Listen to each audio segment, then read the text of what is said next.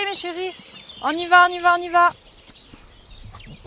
Allez, allez, on y va, c'est bien. Allez mes poupées, allez. Allez, allez, tout le monde à la traite. Sandrine Desmaggio, c'est un peu la Manon des Sources du Cap Corse.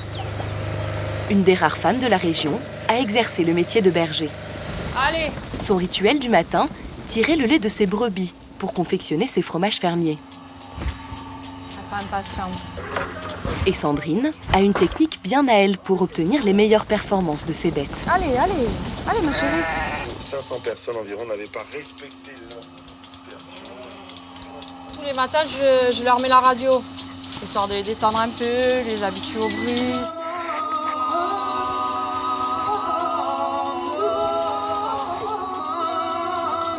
Bon, je leur mets la radio corse quand même. Hein. La bergère en est sûre, leur lait n'en sera que meilleur.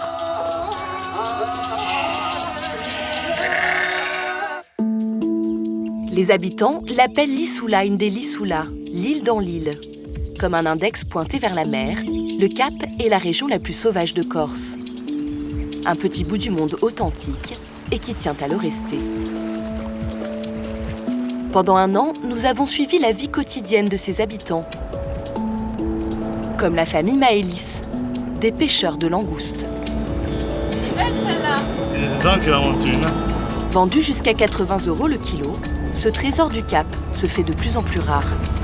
C'est quand même la langouste de Tchencourt, du Cap Corse. C'est la meilleure du monde. Plus haut dans les collines, nous avons rencontré la viticultrice Caroline Paoli. Du jour au lendemain, elle a dû apprendre le travail de la vigne pour sauver le domaine familial. Si on se met à abandonner certains savoir-faire ancestraux, on perd quelque chose. C'est ma fibre patrimoine. À Morsilia, Honorine, la mère du village, est aussi chauffeur du bus scolaire. On va prendre RD 80. Et sa conduite est plutôt sportive. Le rallye aux 10 000 virages. On change souvent les plaquettes de frein.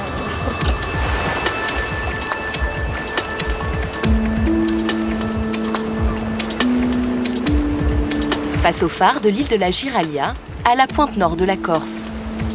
14, hein?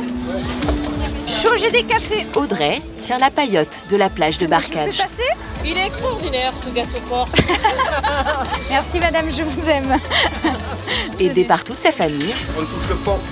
elle n'a que 3 mois l'été pour remplir son restaurant. Tous sont attachés à leur bout d'île, assaillis par les touristes l'été mais très isolés pendant l'hiver. Le cœur des Cap-Corsins bat au rythme des saisons.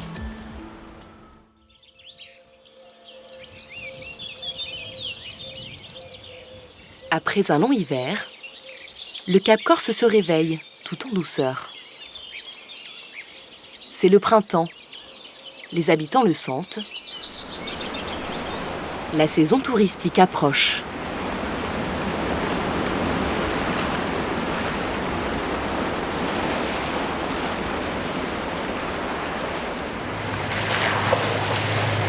Tout au bout de la pointe du Cap, Audrey Albertini et son frère Grégory vont inspecter leur restaurant sur la plage de Barcage. Eh ben, on est presque à la paillote. Là, on traverse le champ du conservatoire et on arrive dans 30 secondes à la paillote. Chaque année, c'est la surprise. Ils ignorent dans quel état ils vont retrouver leur restaurant après l'hiver.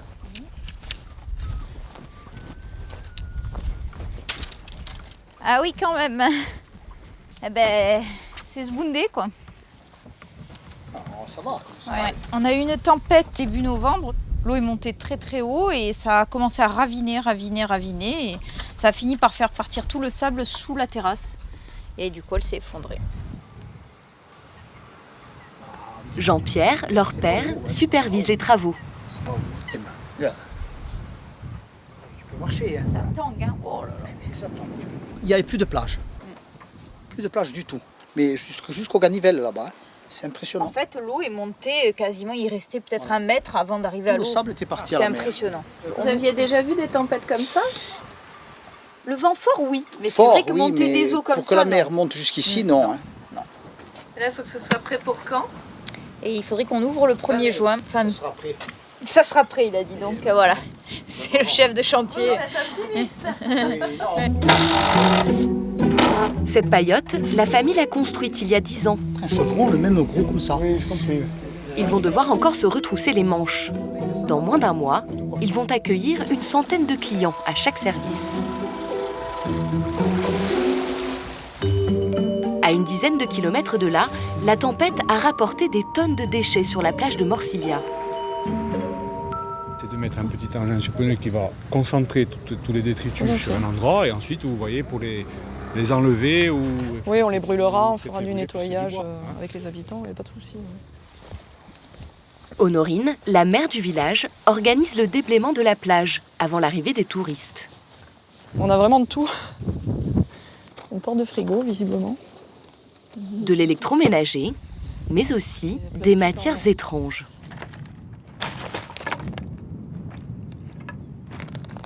Une espèce de petite boulette jaune-orange, on dirait du polystyrène. En fait, ça colle.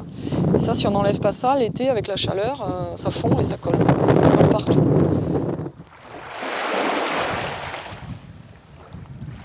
ne peut pas laisser la plage comme ça pour la saison estivale, quoi. Là, c'est vraiment tranquille. Quand vous venez hors saison, il n'y a personne. Les enfants viennent des fois le mercredi après-midi jouer, mais il faut s'imaginer l'été comme une plage estivale, quoi, avec du monde. Noir de monde, voilà.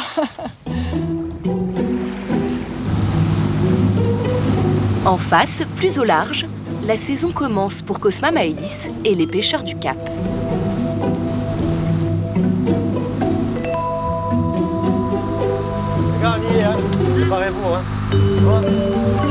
Le bateau a été bloqué au port à cause de la tempête. Il faut rattraper les journées perdues. Les filets sont restés quand même 4 jours. Hein. Avec le mauvais temps, on n'a pas pu remonter, on n'a pas pu les remonter, donc voilà. Mais bon, ça va. Il y a plus de bons que de mauvais quand même. Qu'est-ce que vous prenez le plus en ce moment? Ben là, ce matin, il y a du chapon, il y a des belles langoustes. Ça vient de commencer la langouste, donc on ne se plaint pas, ça va. Cette année, on dirait que par rapport à l'année dernière, il y en a quelques-unes. C'est la grande spécialité du Cap et chaque langouste se mérite. C'est du béton, c'est là. Il faut nettoyer les filets, puis démailler délicatement les crustacés, un à un.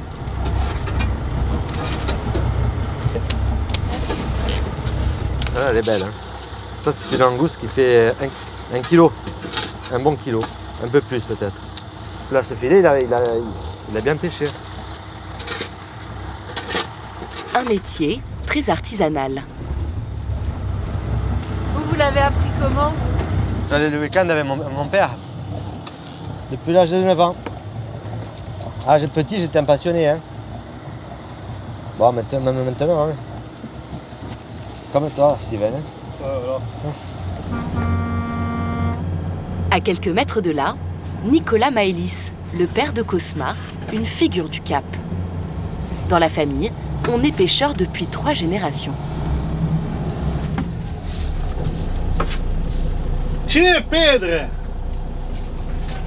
Mio Rapone! Tu as pêché un peu? Tu as pêché les langoustes? On vient d'arriver. Hein? On vient d'arriver. Enlève-les de suite, elles vont mourir. Et les enlève pas de suite, c'est une erreur. Il en a pris des belles, ouais.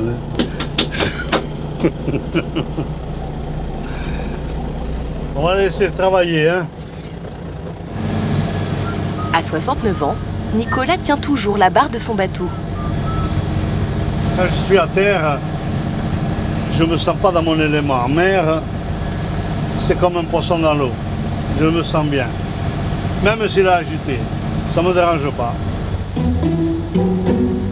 Les pêcheurs espèrent que la mer sera clémente. La saison de la langouste est courte. Elle ne dure que 7 mois.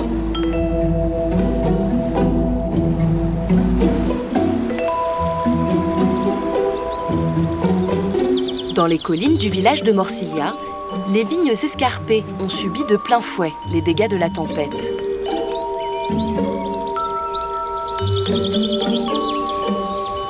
Caroline Paoli fait le tour de son domaine. elle craint de perdre une partie de sa récolte. Là, on voit très bien que le vent les a quasiment brûlés un petit peu partout, dans les parties hautes ou dans les parties de face au vent, là. Et regardez, ça, ce sont des feuilles qui ont été quasiment déchiquetées, séchées et déchiquetées. Alors ici, surtout, on prend le fameux libeccio, qui est le vent le plus violent qu'on connaisse en Corse. On le prend vraiment plein ouest. On est le seul domaine viticole du bout du Cap Corse à être complètement à l'ouest. Réussir son vin, continuer à faire marcher le domaine dans la famille depuis 3 siècles. Un défi que Caroline doit relever coûte que coûte.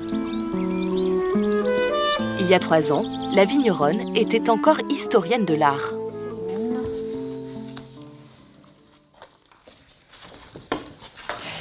Là, c'est un vieil album que mamie m'a donné avec mon grand-père Raphaël ici. Un album comme un livre d'histoire sur le travail de la vigne dans le Cap depuis plus de 50 ans. Et puis tu as vu là, il y avait des ânes à cette époque-là. Hein, tu as vu Julie? Ça c'était pour les vignes où on ne pouvait pas accéder avec une voiture. On allait chercher les corbeilles avec les petits ânes dans les sentiers. Et ici, c'est papy. T'as vu, Raphaël? Son père, Eugène, est décédé brutalement il y a 4 ans. Caroline a dû changer de vie pour prendre la relève au pied levé. Tout le monde sait que les Corses sont extrêmement attachés à leur identité, leur terre, leur tradition. Et ça, c'est vrai que ça fait partie de nous. J'imagine pas un jour que le domaine ne puisse plus être exploité ou même que certaines méthodes se perdent d'ailleurs. Maintenant, j'espère qu'il est fier de ce que j'essaye de faire aujourd'hui, pour lui aussi. En sa mémoire. En sa mémoire, oui. Et je lui parle souvent d'ailleurs. Je lui dis souvent, bon, il y a des fois je me retrouve avec certaines choses qui sont assez insolubles. Je me dis, mais qu'est-ce que tu aurais fait? Qu'est-ce qu'il aurait fait? Et puis bon, je me dis, maintenant qu'il n'est plus là, il faut bien que je prenne une décision. Voilà. Dans quelques mois viendra le temps des vendanges. Les 3e depuis que Caroline a repris le flambeau. Des crus très rares, comme le Rapeau, les Paoli sont les derniers de l'île à le fabriquer dans la plus pure tradition corse.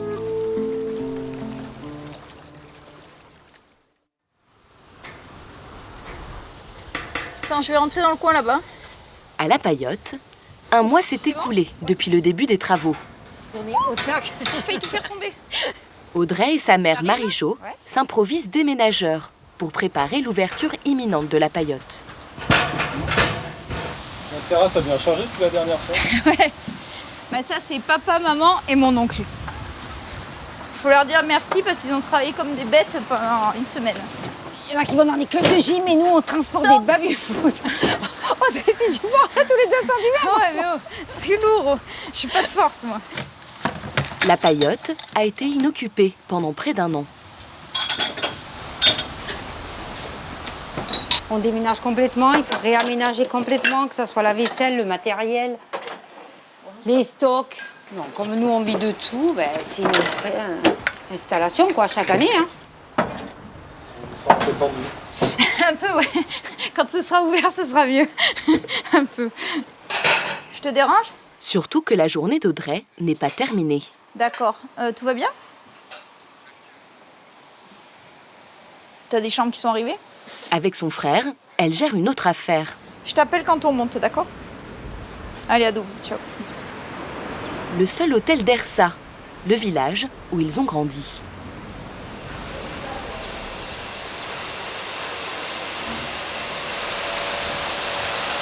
Audrey se reconvertit en femme de chambre.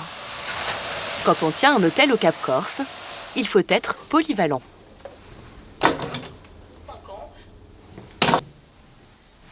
En saison, c'est vous qui faites tout le boulot en fait. C'est ça. On fait cuisine, chambre, réception. Voilà. Sinon, c'est pas rentable. Hein. L'hôtel Saint-Jean, c'est un peu le ciment de la famille Albertini. Même les parents viennent donner un coup de main. Avec à la plonge le père, au fourneau le fils, à l'accueil la mère et au service dans le restaurant Audrey. Au menu, des spécialités locales bien sûr, comme le fromage corse. Et bon appétit. Merci. Que fabrique Sandrine, la bergère, très attachée à ses 80 brebis. Quand la traite est terminée, elle s'accorde toujours quelques instants avec ses filles, comme elle les surnomme. Je te vois, Choco, dépêche-toi. Allez, viens, ma chérie, viens. Elles répondent toutes au prénom que Sandrine leur a donné. Tiens, ma chérie. Voilà. Ça, c'est Mimi, la noire. Mais bon, elle a un caractère bien particulier parce que comme elle savait que c'était vraiment ma favorite, c'est vraiment ma première fille que j'ai eue. Après, elles sont toutes devenues mes filles. Donc du coup, elle sait que je vais être plus clémente avec elle qu'avec les autres. Donc elle a son caractère. Avec leur lait, Sandrine fabrique chaque jour ses fromages fermiers. Un métier très rustique pour cette ancienne citadine. Pour recevoir les appels, écouter la musique éventuellement. Sandrine a passé toute son enfance à Bastia. Rien ne l'a destinée à se retrouver plongée dans l'univers du fromage corse. Muscler les bras. C'est important que ça soit bien pressé. Des fois, mes copines me disent « Ah, mais Sandrine, pourquoi tu fais pas de sport ?» C'est sûr qu'il faut entretenir sa ligne, faire attention. Mais le sport, il est là. Loin de sa première vocation, Le système D, Sandrine s'est longtemps cherchée tout simplement un moule à gâteau. avant de reprendre l'exploitation et de quitter la ville définitivement. J'ai démarré en tant que coiffeuse. Puis après, ça m'a plus ou moins gonflé, donc je me suis lancée dans la comptabilité, pensant que ça allait me retenir et m'intéresser. Et du coup, je m'ennuyais aussi. Donc du coup, mes grands-parents à ce moment-là m'ont proposé de reprendre l'exploitation agricole. Mon grand-père n'avait pas de fils, donc du coup, ça a sauté une génération. Il s'est dit, ouais, pourquoi pas, à demander à la plus tenace, en quelque sorte. Parce que j'ai un caractère bien trempé, à la plus tenace de la famille. Personne n'y croyait, je leur en veux pas, parce que même moi, j'avais des doutes au départ. Mais j'avais ce niaque et cette passion, et j'avais envie de prouver que une femme qui arrivait de la ville pouvait très bien se lancer dans un monde totalement à part. Hein. Oui, bonjour, ça va, c'est Sandrine. Pour la livraison, donc il faudrait un peu de broche, hein, on a dit. À force de volonté, la jeune bergère a monté sa propre entreprise. Ça va. Même avant 18h, hein. Normalement, si tout se passe bien. Hein. Bon, après, on ne peut pas prévoir. Allez, merci de la commande. Ciao, ciao. Bonne journée, à tout à l'heure. Ces produits fermiers ont aujourd'hui leur petite notoriété dans le Cap. Dans sa cave, ces fromages affinés plusieurs mois. La saison se termine. Bientôt, ces brebis vont mettre bas et ne produiront plus de lait.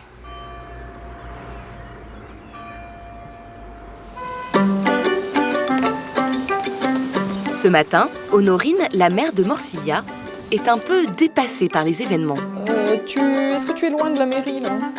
Il y a un monsieur qui est en train de nous livrer les nouvelles chaises pour la salle des fêtes et on a besoin de bras. Tu n'as même pas le temps de boire un café ? Non, pas encore, là, à peine arrivé. Allez, on va voir ce monsieur. Vous êtes sûr que ça va ? Après avoir nettoyé la plage, elle doit réceptionner le mobilier urbain. C'est des barrières qu'on a commandées. Et la centaine de chaises pour la salle des fêtes du village.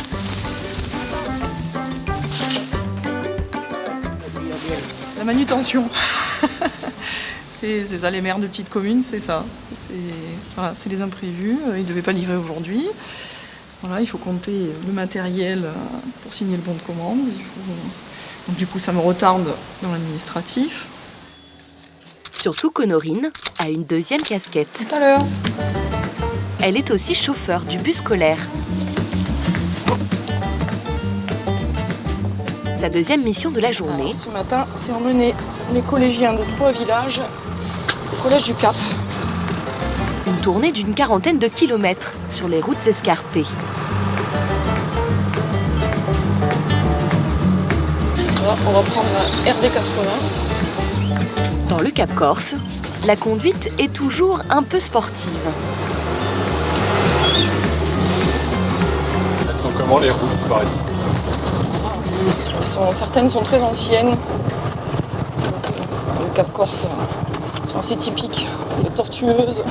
C'est le rallye aux 10 000 virages. Donc, on change souvent les plaquettes de frein. Voilà la première. Dans certains villages, Honorine ne s'arrête que pour un élève. Bonjour. Bonjour Maë.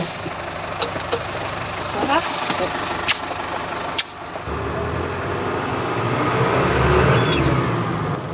C'est vrai que je les connais tous parce que pour certains j'étais en classe avec leurs parents. Quand on revient au village, certains ne sont pas partis, donc on les retrouve des années plus tard. Bonjour. Le bout du Cap ne compte que 15 collégiens. Et les lacets ne leur font pas peur. Ah, celui-là, il faut que tu marques. Vous arrivez à réaliser Ouais, on est habitué maintenant 4 ans. Au début ça passait mal, mais à force ça va.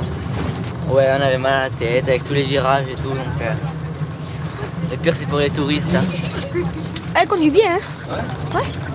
Femme au tournant, nage au volant, hein. Femme au volant, nage au tournant, hein.